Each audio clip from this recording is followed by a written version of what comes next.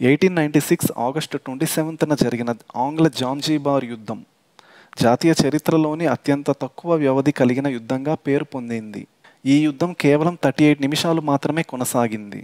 British సామ్రాజ్యం సుల్తాన్ Khalid bin బర్గష్ సుల్తాన్గా బాధ్యత తీసుకోవడాన్ని తిరస్కరించడంతో యుద్ధం ప్రారంభమైంది.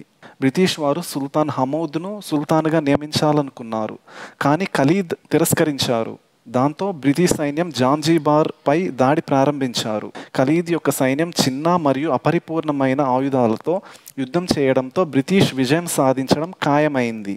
38 నిమిషాల్లో బ్రిటిష్ సైన్యం ప్యాలెస్ను ధ్వంసం చేశారు. సుల్తాన్ ఖలీద్ పరాజయమయ్యారు. సుల్తాన్ ఖలీద్ జర్మన్ కాన్సులేట్లో ఆశ్రయం తీసుకున్నారు.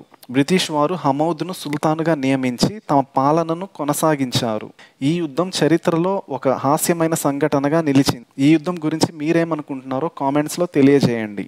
Like, share and subscribe for more interesting updates.